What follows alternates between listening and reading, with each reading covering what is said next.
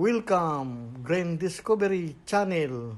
Malawak na kaalaman, malawak na pananaliksik, malawak na pagdalakbay.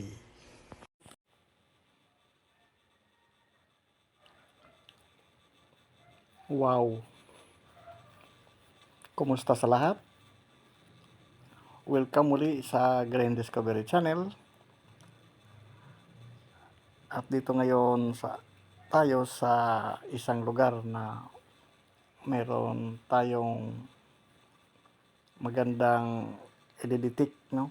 Kung makita natin bago tayo magpapatuloy, sana nasa mabuti tayong kalagayan.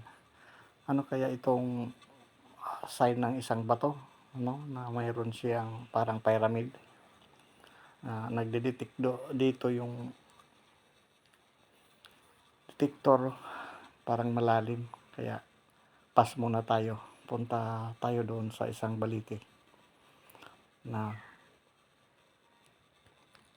lugar kung ano ang madedetect natin na mga artifacts na mababaw lamang.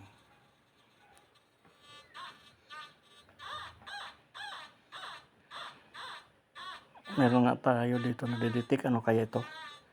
Sa puno ng balite, napakalamig dito.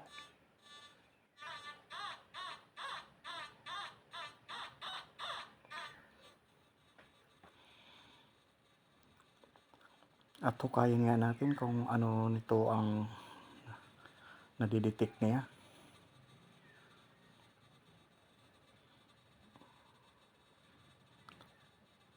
Hanapin natin dito kung mayroon dito mga, sana may queens. Pero baka naunahan na tayo at kinuha na ng tagabantay dito, or baka pinag-interesan ng tikbalang. Wow! Baka bumuho sa atin at napakalaking puno ito.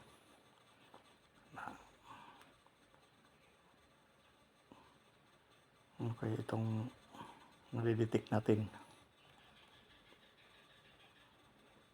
Wala. Sa pointer wala naman na sasagap.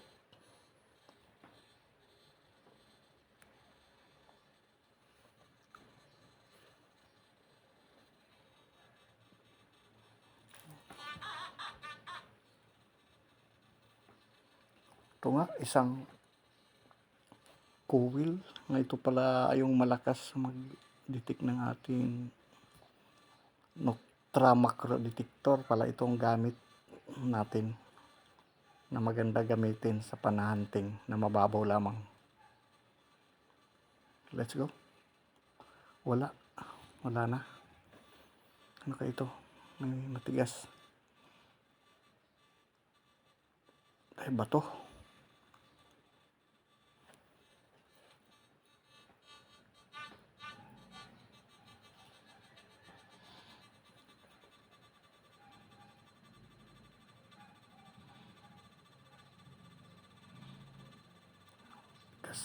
Bato.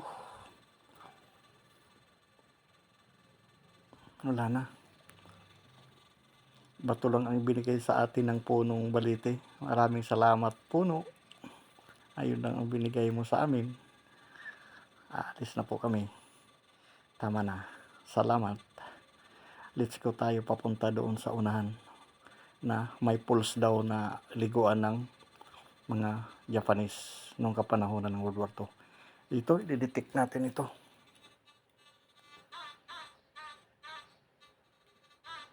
Ayun, may nadidetect dito sa ilalim ng ugat.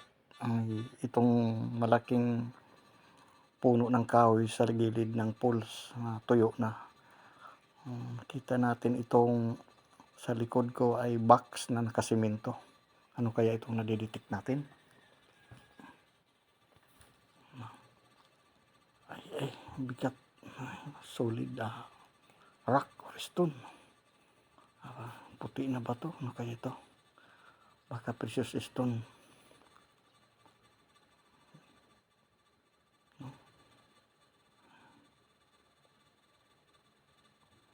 pyramids